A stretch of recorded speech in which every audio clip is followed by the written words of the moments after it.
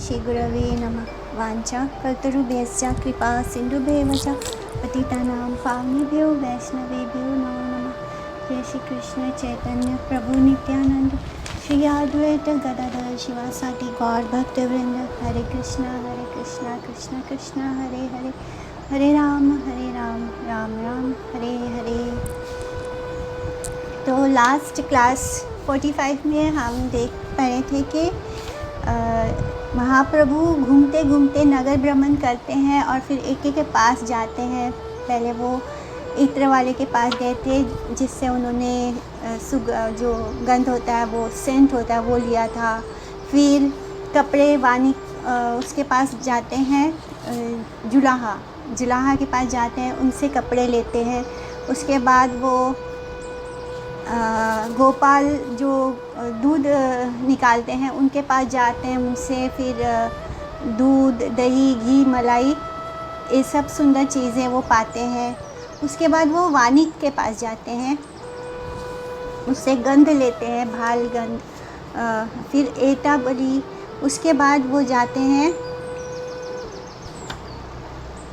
मालाकार के पास, माला वाले के पास जो फूल की माला बनाता है। उसके मालाकार से निमाई क्या बोलते हैं, निमाई मालाकार संवाद।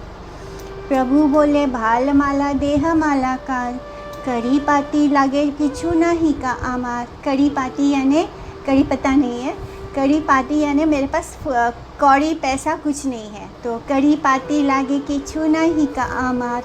सिद्ध पुरुषेरा प्राय देखी मालाकार, माली बोले कि छुड़ाए नहीं का तोमार। तो प्रभु ने कहा भाई मालाकार, हमको एक अच्छी सी माला दे दो, परंतु हमारे पास पैसा कौड़ी तो कुछ भी नहीं है। और फिर यहाँ पर प्रभु को सिद्ध पुरुष के अनुरूप देखकर माली ने कहा प्रभु इसके लिए आपको कोई चिंता करने की ज़रूरत नहीं है, मुझे पैसे नहीं चाहिए। एति बली माला दिला प्रभु राशि अंगे, हासे महाप्रभु सर्व पौधु यार संगे। तो इतना कहकर माली ने प्रभु के श्री अंग में माला पहना दी। श्री महाप्रभु सब छात्रों के साथ हंसने लगे। इस तरह वो जैसे कृष्ण जब मथुरा आते हैं, जब वो कंस उनको बुलावा भेजता है और लेकर आते हैं जब, तो मथुरा में वो इसी तरह घूमते हैं और इसी तरह एक एक शॉप में जाते हैं और उनसे कुछ ना कुछ गिफ्ट लेते हैं। ये सेम वही लीला गौरांग महाप्रभु यहाँ पर कर रहे हैं।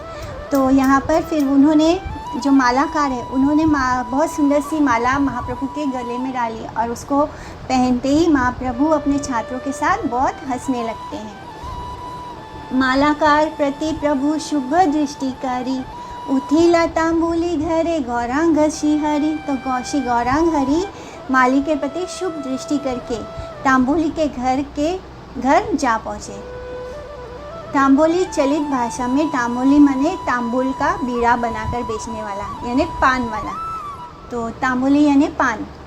तांबुली देखाए रूप मदन मोहन, चरने राधुली लई दिले ना आसन। तो तांबुली वाले ने प्रभु का मदन मोहन रूप देखकर उनके श्री चरणों की धूली यानी उनको दंडवत प्रणाम करते हैं और फिर उनको बहुत सुंदर सा आसन देते हैं बैठने के लिए।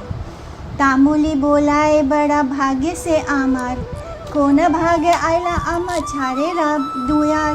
तो एता बलि आपने परम संतोषे, दिले न तांबुल आनी प्रभु देखी हासे। प्रभु बोले कड़ी बिना के न गुया दिला, तांबुली बोलाए चित्ते है न इला इला। हासे प्रभु तांबुली रा सुनिया वचन, परम संतोषे करे तांबुल चरवन। तो तांबुली ने कहा, जो पान वाला है उसने कहा, तांबुली बोलते हैं उसको लोकल, उस वहाँ के लोकल लैंग्वेज में। तो तांबुली ने कहा मेरा अहोभाग्य है, ना जाने किस पुण्य के सौभाग्य से आप मुझ तुझ के घर पधारे हैं। इतना कहकर स्वयं ही उसने परम हर्ष के साथ, खुशी के साथ प्रभु को तांबुल निवेदन किया। ये देखकर प्रभु हंस पड़े। प्रभु ने कहा भाई तुमने बिना कुछ लिए ही हमको तांबुल क्यों दिया। तांबुली ने कहा मेरे चित्त में ऐसा ही भाव आया। तब तांबुली की बात सुनकर प्रभु हंसे एवं परम प्रसन्नतापूर्वक तांबुल चर्वन करने लगे। इस तरह वो पूछते हैं कि मैंने तो तुमको पैसे भी नहीं दिए, तुमने मेरे से पूछा भी नहीं और मुझे ऐसे ही दे रहे हो।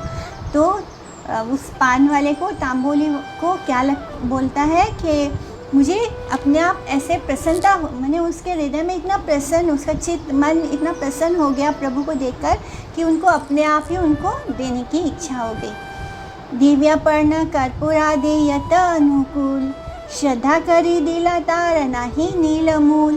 तो तांबोली ने प्रभु को श्रद्धापूर्वक दिव्य पान एवं उसकी अनुकूल कर्पूर आदि जितनी वस्तुएं थी वे सभी बिना मूल्य उन्हें दे दी। तांबोली रे अनुग्रह करी गौर राय, हासिया सर्व नगरे बढ़ाए। तो श्री गौर सुंदर तांबोली पर अनुग्रह करते हैं, यानी उन पर कृपा करते हुए हंसते हुए पूरे नगर में विचरण करने लगे। इस तरह प्रभु जिससे भी मिल रहे हैं उस पर अपार कृपा बरसा रहे हैं। मधुपुरी प्राय ये ना नवद्वीपपुरी, एको जाति लक्ष्य लक्ष्य कही ते न पारी। तो नवद्वीप नगर क्या है? मधुपुरी, मथुरा के जैसा विशाल था, जहाँ प्रत्येक जाति के लाखों लाखों लोग निवास करते थे, यानी हर जाति के लाखों लाखों लोग वहाँ पर निवास करते थे। इतना बड़ा नवद्वीप था और बिल्कुल मथुरा की तरह। भागवत इच्छा पूर्ण करने के लिए नवद्वीप पहले से ही सर्व संपत्ति पूर्ण है। प्रभु रा विहार लागी पूर्वे विधाता, सकल संपूर्ण करी थुई लेना था। विधाता ने पहले से ही प्रभु के विहार के लिए वहाँ सब वस्तुएं परिपूर्ण करके रख दी थी। तो यानी महाप्रभु आने वाले हैं, इसलिए विधाता ने क्या किया, पहले से ही वहाँ पे सब कुछ अरेंजमेंट करके रख दिया है ताकि उनको कोई दिक्कत ना हो। पूर्वे ना मधुपुरी करीला भ्रमण, से लीला करे एवं सचिरानंदन। तो श्री कृष्ण रूप से पूर्व काल में जैसे मधुपुरी मथुरा में कृष्ण ने भ्रमण लीला की थी, वैसे ही लीला अब श्री सचिनंदन कर रहे हैं यहाँ पर नवद्वीप में। शंख वानिक के घर निमाई का गमन और वानिक का प्रणाम। वानिक यानी विक्रेता, बेचने वाला। तबे गौर गेला शंख वानी केरा घरे, देखी शंख वानी संभ्रमे नमस्कारे। तत्पश्चात श्री गौरचंद्र शंख वानिक के घर गए। शंख वानिक ने प्रभु को देखकर आदरपूर्वक उन्हें नमस्कार किया। प्रभु बोले, दिव्य शंख आन देखी भाई, केमने वाले मुँह शंख कड़ी पाती नाई। कड़ी पाती है ना, पैसा कड़ी कुछ दी है मेरे पास। प्रभु ने कहा, देखे भाई, एक दिव्य शंख तो लाओ, एक दिव्य शंख तो लाओ, लेकिन मैं तुम्हारे शंख को कैसे लूँगा? मेरे पास तो कौड़ी पाती कुछ भी नहीं है। दिव्य शंख शंखारी आनिया से ईशने, प्रभु राशि हस्ते दिया करीला प्रणामे। तो शंख वानिक ने उसी समय दिव्य शंख लाकर प्रभु के श्री हस्त में लाकर उनको दे दिया। प्रीतिपूर्वक प्रणाम करते हुए कहा, शंख लई घरे तुम्ही चला ह गोसाई, पाछे कड़ी दियो न दिले ओ दाए नहीं। गोसाई शंख लेकर अपने घर जाओ, जो मूल्य है वो पीछे दे देना, बाद में दे देना पैसे, और यदि नहीं भी दो तब भी कोई क्षति नहीं, माने अगर आप ना भी दे पाओ तो उससे कोई नुकसान नहीं होगा। तुष्ट हैया प्रभु शंख वानी के रावचने, चाली लेना हसी शुभ दृष्टि करीता ने।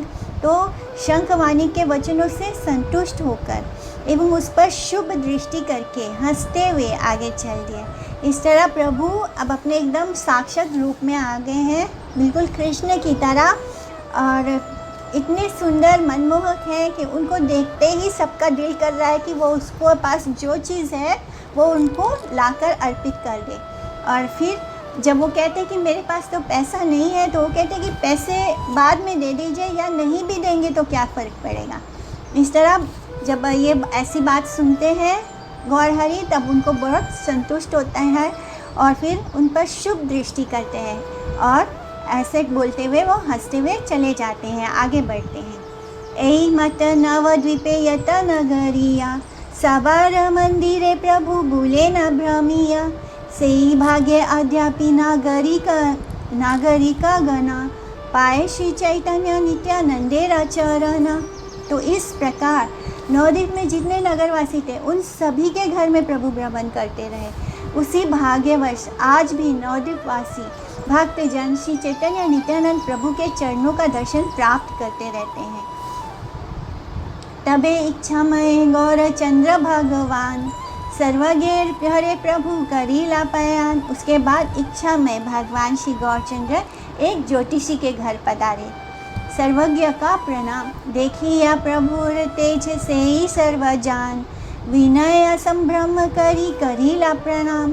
तो प्रभु के तेज को देखकर उस ज्योतिष ने विनय अनुनय पूर्वक प्रभु को प्रणाम किया। वो मने जो भी प्रभु को देख रहा है उसको खुद ही नहीं पता कि वो आनंद में है, हृदय उनका आनंद में है, और फिर वो इतने सम्मान पूर्वक और सम्मान से भी ज़्यादा प्रेम पूर्वक प्रभु को प्रणाम कर रहे हैं। इसी तरह ज्योतिष ने भी भगवान को विनय अनुनय पूर्वक प्रणाम किया। प्रभु बोले तुम्ही सर्व जान भाल सुनी, बोला देखी अन्य जन्म कीची लांगा आमी। तो प्रभु बोलते हैं कि मैंने सुना है कि आप सबसे अच्छे ज्योतिषी हो, बताओ तो सही कि मैं अन्य जन्मों में कौन था। उसके उत्तर में सर्वज्ञ का अपना इष्ट मंत्र जप और ध्यानस्थ होकर दर्शन। भाल बलि सर्वज्ञ सुकृति चिंते मते, जपीते गोपाल मंत्र देखे शेषने। तो ऐसे तो महाप्रभु बोलते हैं कि मैंने तो सुना है कि तुम तो सबसे अच्छे ज्योतिषी हो इस नवद्वीप में, तो मैं क्या था पूर्व जन्म में मुझे बताओ।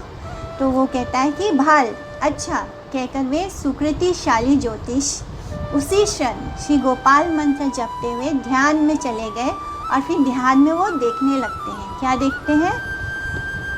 शंख चक्र गदा पद्म चतुर्भुज श्याम, श्रीवत्स कौत्सुभवक्षे महाज्योतिर्धाम।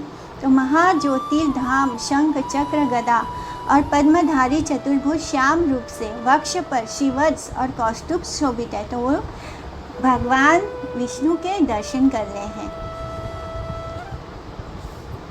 इस तरह वो भगवान के ही साक्षात दर्शन करने लगे, और वो ध्यान में जाकर क्या देखना चाहते थे? प्रभु ने कहा था उनका पिछले जन्म में वो क्या थे। तो इस तरह वो उनके अन्य जन्म में देखने के बदले वो क्या देख रहे हैं? चतुर्भुज रूप विष्णु स्वरूप देख रहे हैं। निशा भागे प्रभु रे देखे न बंदी घरे, पिता माता देखी ये सब मुखे स्तुति करे। तो रात का समय है और वे कारागार में विराजमान हैं तथा पिता माता उनके सम्मुख स्तुति कर रहे हैं। भगवान चतुर्भुज रूप में है और सामने उनके माता पिता उनकी स्तुति कर रहे हैं, और वो कहाँ पर है? कारागार में। माने जब भगवान कृष्ण का जन्म हुआ था कारागार में, तो उस समय वो चतुर्भुज रूप में प्रकट हुए थे, और उनके माता पिता उनसे प्रार्थना करने लगे कि वो एक साधारण बालक के स्वरूप में आ जाए। इस तरह माता पिता उस समय उनकी स्तुति कर रहे थे, और वही दृश्य ये ज्योतिष देख रहा है। सेई शने देखे पिता पुत्रे लई कोले, सेई रात्रे धुइलेन आनिया गोकुले। उसी समय उसने देखा कि पिता ने पुत्र को गोद में लेकर उसी रात को ही गोकुल में पहुंचा दिया।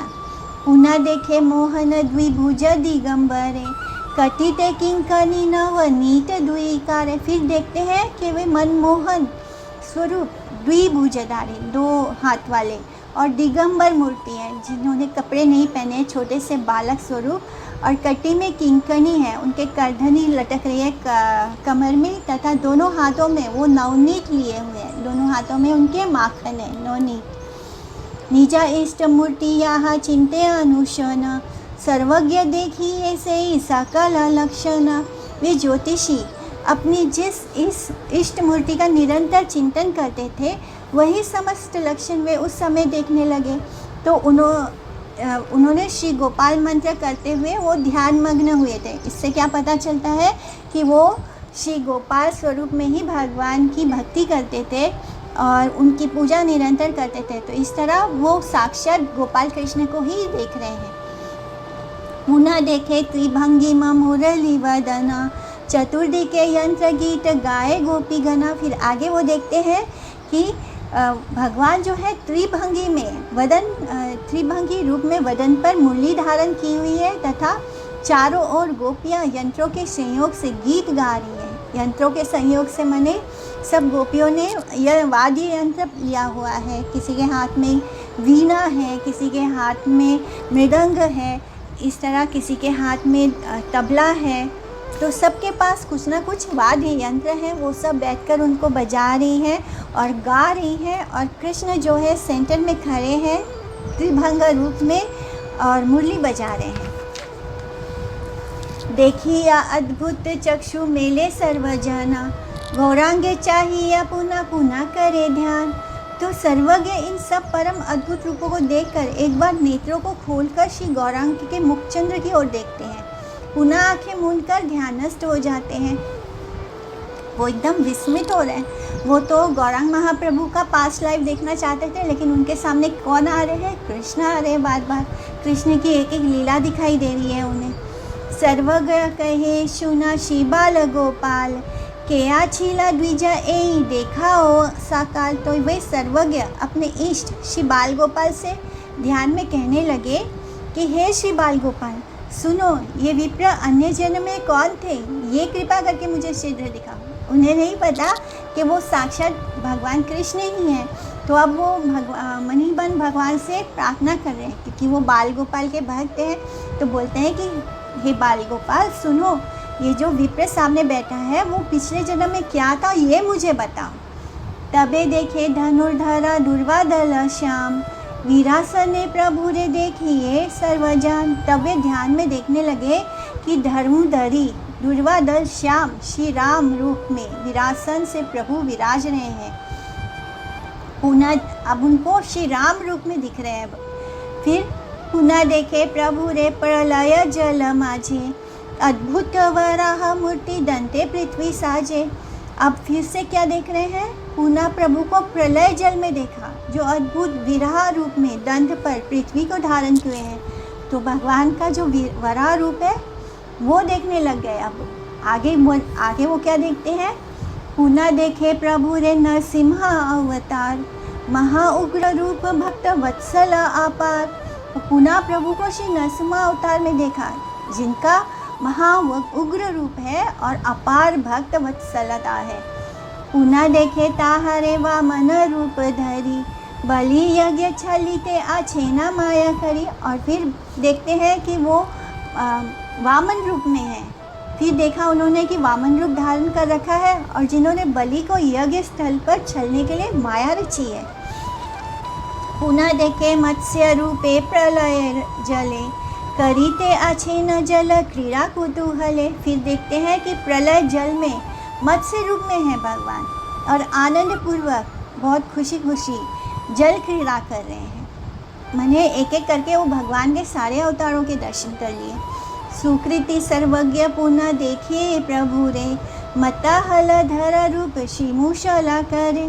तो सुकृतिशाली उस सर्वज्ञ ने पुनः देखा कि प्रभु ने मत हलधर रूप में श्री मूसल धारण किए हुए हैं।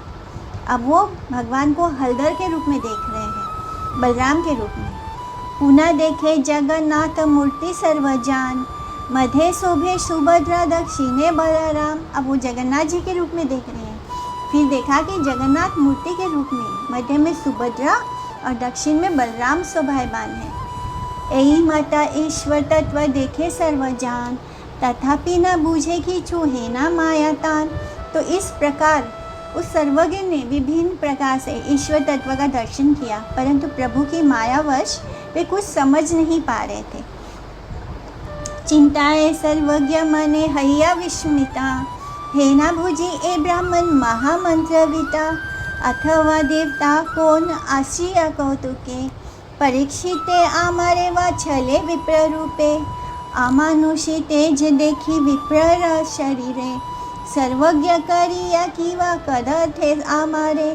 तो सर्वज्ञ विस्मित होकर मन ही मन सोचने लगता है वो ज्योतिष की, ऐसे लगता है कि ये जो ब्राह्मण है ये महामंत्रविद है, अथवा कौतुकवश यानी कोई प्रैंक कर रहे हैं वो मेरे साथ। तो कौतुकवश कोई देवता है जो इस ब्राह्मण के रूप में मेरी परीक्षा लेने आया है। इस ब्राह्मण के शरीर में अलौकिक तेज देखता हूँ, अथवा मुझे सर्वज्ञ कहकर मेरी अवहेलना करना चाहता है। तो इस तरह मन में अलग अलग उनके विचार आ रहे हैं। कभी वो सोच रहे हैं कि ये कोई देवता है जो मेरे साथ कौतुक रच रहे हैं और मेरी परीक्षा लेने आए हैं और मुझे सर्वज्ञ कहकर पुकार के मेरे साथ छल कर रहे हैं। एते के चिंतिते प्रभु बलीला हसिया के आमी की देखा के ना कहे भंगिया। तो सर्वज्ञ इस प्रकार चिंतन कर ही रहे थे कि उसी समय प्रभु ने हंसकर कहा, कौन हूँ मैं, क्या देखा आपने, स्पष्ट क्यों नहीं कहते। तो सर्वज्ञ बोलाए तुम्हें चला एखोने विकाले आही मुँह मंत्र जापी भाल मने। तो सर्वज्ञ ने कहा, सर्वज्ञ यानी ज्योतिष ने कहा कि इस समय तो आप जाइए, मैं भली भांति मंत्र जाप करूँगा और फिर इवनिंग तक आपको बता दूंगा कि आपका क्या भविष्य है। भाल भाल प्रभु बलि प्रभु हासिया चलीला तबे प्रिय श्रीधरेरा मंदिर आईला। तो प्रभु कहते हैं ठीक है, यह कहकर हंसते हुए प्रभु वहाँ से चल दिए और प्रिय भक्त श्रीधर के घर आ गए। तो श्रीधर मंदिर है, तो जो भक्त लोग हैं, जो वैष्णव हैं, तो उनके घर को मंदिर का कहते हैं। तो श्रीधर मंदिर यानी श्रीधर के घर आते हैं।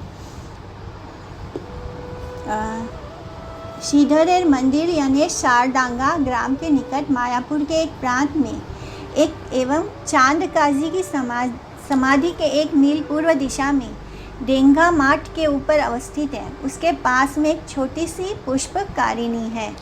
पुष्पकारिणी यानी बगीचा। श्रीधरेरा प्रभु बड़ा प्रसन्न अंतरे नाना छले आई से न प्रभु ताने घरे। प्रभु अंतर में श्रीधर के प्रति बड़े प्रसन्न थे। अंतर में यानी मन से, इंटरनली वो बहुत श्रीधर से खुश हैं और अनेक प्रकार के बहाने बनाकर उनके घर पहुंच जाते। तो हमेशा वो उनके घर पहुंच जाते थे। वाको वाक्य परिहास श्रीधरेरा संगे द्विचारी दंड करी चले प्रभु रंगे। तो प्रभु 2-4 दंड तक श्रीधर के साथ परस्पर कथन एवं परिहास करके आनंद पूर्वक वापस चले जाते थे। तो मैंने रोज कोई ना कोई बहाना करके वो श्रीधर के घर पहुंच जाते थे। फिर उनके साथ हंसी मजाक होता था, कोई ना कोई बात पे वाद विवाद कर लेते थे, उनसे वार्ता करते थे, बातें करते थे और फिर रोज 2-4 दंड तक उनसे बातें करते और फिर अपने घर वापस चले जाते थे। प्रभु देखी श्रीधरा करिया नमस्कार श्रद्धा करी आसन दिले ना बसीवार। तो प्रभु को देखकर श्रीधर जो हैं उनको नमस्कार करते हैं और श्रद्धापूर्वक बैठने के लिए आसन देते हैं। परम सुशांत श्रीधरेरा व्यवसाय प्रभु विहरे न ये न उद्धत तेरा प्राय। तो श्रीधर का व्यवहार परम सुशांत है, परंतु श्री महाप्रभु उद्धत की भांति भ्रमण करते रहते हैं। प्रभु बोले श्रीधर तुम्हें ये अनुशना हरि हरि बोले तबे दुखा की कारणा। लक्ष्मीकांते सेवन करिया के ने तुम्हें अन्न वस्त्रे दुखे पाओ का कहा देखी सुनी। तो अब वो उनको खिंचाई करते हैं। प्रभु ने कहा श्रीधर तुम तो निरंतर हर समय हरि हरि भजते हो, तब भी तुम्हारे दुख का क्या कारण है। लक्ष्मीकांत की इतनी सेवा करने के बाद भी तुम्हारे पास अन्न और वस्त्र के कमी है, यानी अन्न और वस्त्र के लिए दुख क्यों पाते हो। तुम्हारे पास ठीक से पहनने के लिए कपड़े भी नहीं हैं, तुम्हारे घर में ठीक से अन्न भी नहीं है और तुम जब देखो हरि हरि बोलते हो। ऐसे हरि हरि बोलते हुए तुम्हें क्या प्राप्त हुआ है, क्यों इतने दुख पाते हो। श्री नारायण जो हैं वो सर्व शक्ति संपन्न एवं अनंत ऐश्वर्य के एकमात्र अधिकारी हैं। श्री नारायण के सेवक निज प्रभु की संपत्ति में ही अधिकारी होकर प्रपंच में किस प्रकार से अभावग्रस्त रहते हैं। प्रभु ने अपने भृत्य श्रीधर की परीक्षा करने के लिए इस प्रकार प्रश्न किया।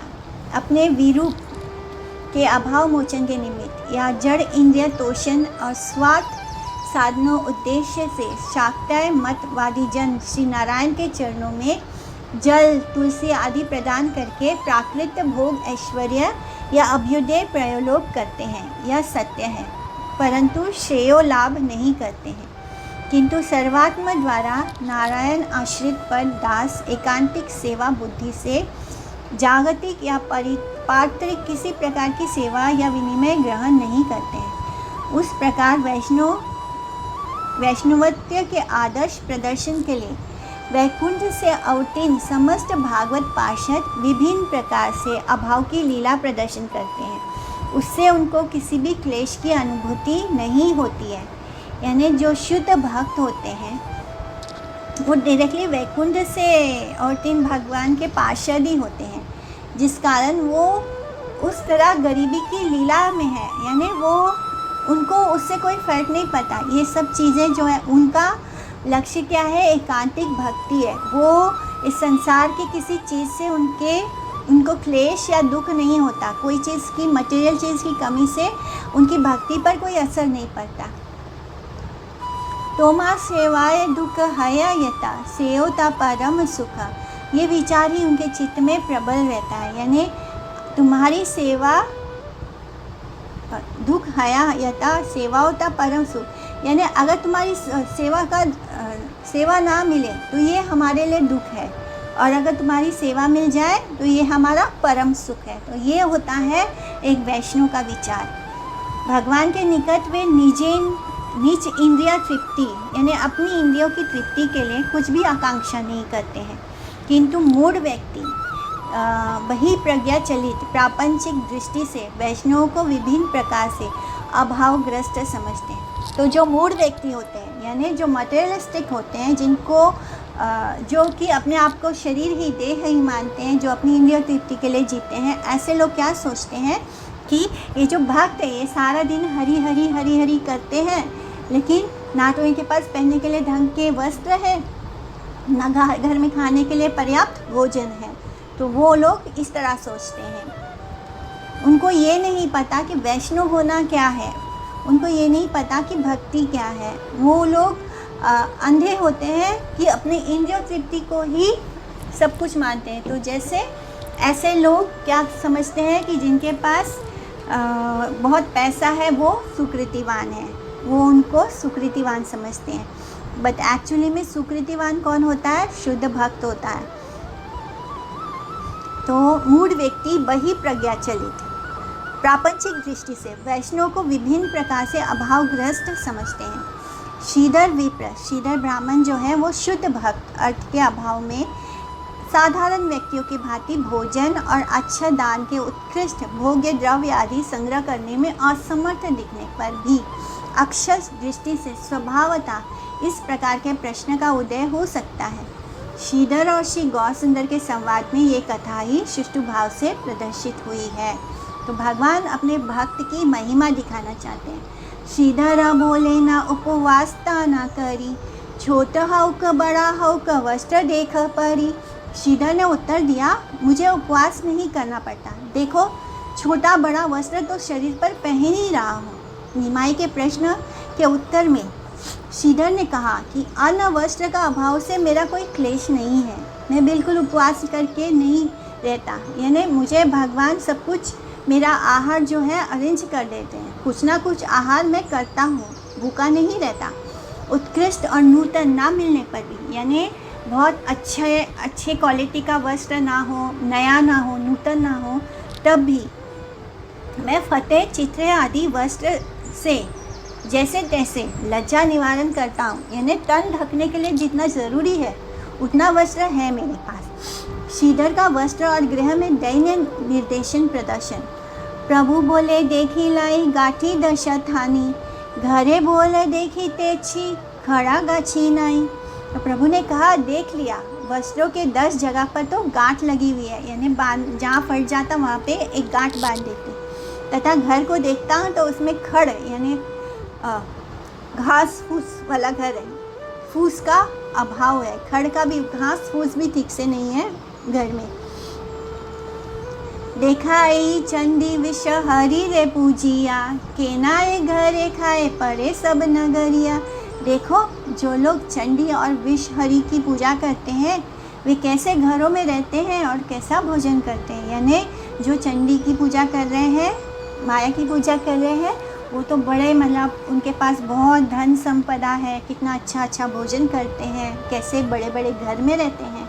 तो प्रभु ने और भी कहा कि नित्य सेव्य श्री भगवान की पूजा ना करके धन जन प्राप्त और शत्रु विजय आदि इंद्रिय सुखकर कार्य की संपादिका वरदात्री चंडिका देवी की पूजा एवं सर्प आदि से लोगों का भय दूर करके करने वाली विश्वहरि की पूजा द्वारा सेव्य अभिमानी शाक्तेय मतवादी जन कैसे सुख स्वच्छंद से भोज्य आदि प्राप्त करके सुख से वास करते हैं। यानी जो लोग चंडी देवी की पूजा करते हैं या जो सांप वगैरह लोगों को उससे बचाने वाले विश्वहरि की पूजा करते हैं, तो वो लोगों को देखो कितने माने सुख संपन्न है, कोई चीज़ की कमी नहीं है, अच्छा श्रेष्ठ भोजन करते हैं। और तुमने भागवत सेवा में नियुक्त होकर भगवान से किसी जागतिक सुख स्वाच्छंद्य प्राप्ति की प्रत्याशा ना करके अपने ऊपर इस प्रकार की दुर्दशा बुलाई है। तो प्रभु बोल रहे हैं कि तुमने अपने आप को भगवान की सेवा में नियुक्त कर रखा है, ऊपर से तुम भगवान से कोई सुख सुविधा भी नहीं मांगते हो, और देखो अब तुम्हारी क्या दुर्दशा हो रखी है। श्री गौर सुंदर ने भक्तराज श्रीधर के प्रति इस प्रश्न द्वारा जगत में शुद्ध वैष्णवों की चित्त वृत्ति और सुदर्शन का चित्र प्रदर्शन किया है। तो इस तरह वो अपने भक्त की महिमा ही बताना चाहते हैं सारे संसार को। श्रीमद् भक्ति विनोद ठाकुर ने स्वाकृत जैव धर्म नामक जो ग्रंथ है उनका प्रसिद्ध ग्रंथ में प्रापंचिक 39 शाक्तेय मतवादियों का जो चित्र प्रदर्शन किया है, उसमें देखा जाता है कि वैष्णव जन की जो बाहर से दिखने वाली दरिद्रता है, जो गरीबी है, जो बाहरी दरिद्रता दर्शन करके श्रेय लाभ से वंचित होकर जड़ जगत के अभ्युदय कामी संप्रदाय अपने नश्वर भ्राम्य धन जन पांडित्य प्रतिभा और कापट्य सूचक सभ्यता से अहंकार में मत होकर विभिन्न प्रकार के अभाव और हिंसा का विचार करते हैं। वस्तु माने जो बहुत मटेरियली संपन्न होते हैं, जब वो किसी वैष्णव को देखते हैं तो उनको अपने ऊपर बहुत घमंड होता है कि माने ये लोग जो भगवान हरि की पूजा कर रहे हैं इनके पास क्या है, इससे अच्छा तो हम ज़्यादा माने हमारे पास सब कुछ है। उनको लगता है जो मटेरियल चीज़ प्रोसेस करते हैं उनके कारण वो बहुत श्रेष्ठ हैं, अपने आप को बहुत श्रेष्ठ समझते हैं। वस्तुता यानी इन रियलिटी वैष्णव जन ही जो शद ऐश्वर्यशाली श्री नारायण की समस्त संपत्ति के एकमात्र सत्ताधिकारी हैं, उसका विचार नहीं करते। तो जो शुद्ध वैष्णव होते हैं वही ये लोग जो भगवान के ही, ये मटेरियल माया भी भगवान का ही है। तो ये जो कुछ भी मटेरियलिस्ट लोग जो चीज़ एंजॉय कर रहे हैं वो उस पर किसका अधिकार है, वो भी कृष्ण का ही है, लेकिन उस पर संपूर्ण अधिकार किसका है, एकमात्र भगवान के शुद्ध भक्तों का। इसका उनको विचार नहीं होता। श्रीधर बोले न विप्र बलिला उत्तम तथापि साबार काल याए एक सम रत्न धरे ठाके राजा दिव्य खाए परे पक्षी गण थाके देख वृक्षेरा ऊपरे काल पुनः साबार समान हुई आए सबे निज कर्म भुंजे ईश्वर इच्छाए। तो श्रीधर ने बोला कि विप्रवर यानी कि हे ब्राह्मण, आपने जो कहा सो तो ठीक है। राजा रत्न सिंहासन महल और दिव्य भोजन का उपभोग करता है, पक्षी वृक्ष पर घोंसला बनाकर दाने चुगकर खाता है, परंतु सबका समय एक जैसा व्यतीत होता है। सब भागवत इच्छा से अपने अपने कर्मों का फल भोगते हैं। चाहे एक पक्षी हो जो अपने घोंसले बना कर रहता है, यानी आप बड़े से महल में भी रहो, आप कितने भी अच्छा श्रेष्ठ भोजन क्यों ना करो, आप उतना ही पाओगे जिससे कि आपका पेट भर जाए। यानी फिर चाहे वो एक पक्षी क्यों ना हो जो घोंसले बनाकर रहता है, वो भी अपना दाना चुगकर अपना पेट भर लेता है। तो इस तरह वो राजा हो या वो पक्षी हो, सबको अपने अपने कर्मों का फल प्राप्त होता है। प्रभु के प्रश्न के उत्तर में श्रीधर विप्र ने कहा कि जो विष्णुपासक बिना अन्य देवता की उपासना करते हैं, संप्रदाय प्रापंचिक तारतम्य विचार से श्रेष्ठ होने पर भी, यानी संप्रदाय उनका दिखने में प्रापंचिक दिखने में ऐसे लगता है कि वो बहुत श्रेष्ठ हैं, उनके पास सब कुछ है, सारी सुख सुविधा के समान है, तब भी वे वैष्णव एवं अवैष्णव दोनों एक ही भाव से समय व्यतीत करते हैं। वास्तव में अवैष्णव हरि सेवा से उदासीन रहकर जागतिक उन्नति के द्वारा, मटेरियल प्रॉस्पेरिटी के द्वारा अपने जागतिक सुख स्वच्छंद विधान करने में व्यस्त रहते हैं। यानी वो अपने मटेरियल डिज़ायर्स को पूरा करने में पूरा दिन व्यस्त रहते हैं, जो वैष्णव नहीं होते, अवैष्णव।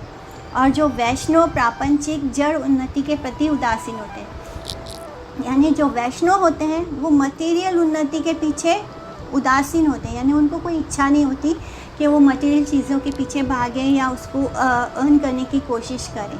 वो जो अवैष्णव है वो भगवान हरि के प्रति उदासीन है, और जो वैष्णव है वो माया के प्रति उदासीन है, यानी वो मटेरियल चीज़ों के प्रति उदासीन है। इस तरह भागवत सेवा तत्पर होकर सुष्टु भाव से भोगी का अभिनय करने का समय नहीं पाते। लोकपति यानी वो उनका सारा समय किस में बीतता है, भगवान की सेवा में बीत जाता है, तो उनको भोग करने का उनके पास वैसे भी कोई समय भी नहीं है। और भोगी का अभिनय, क्योंकि जो मटेरियलिस्टिक होते हैं वो ये सोचते हैं कि वो भोग कर रहे हैं, बट एक्चुअली भोग करता कौन है, वो भगवान कृष्ण है। उनको ऐसे दम्भ हो रहा है कि हम भोग कर रहे हैं, लेकिन ये माया उनको अपने ही कर्मों में फंसा रही है, उनको उलझा रही है। लोकपति राजा जिस प्रकार से असंख्य मणि माणिक्य धन रत्न ऐश्वर्य पूर्ण महल में अपरिमित यत्न स्नेह और आदर के बीच में वास करके अपने आज्ञा पालकारी बहुत से भृत्य परिकार आदि का प्रभुत्व ग्रहण करते हैं। जो राजा होता है उसके पास बहुत मनी होता है, माणिक्य होता है, बहुत सारा धन होता है, ऐश्वर्य होता है, वो ऐसे ऐश्वर्यपूर्ण महल में रहता है और वहाँ पर उसको बहुत आदर प्राप्त होता है। उसके पास बहुत सारे सेवक दासी होते हैं,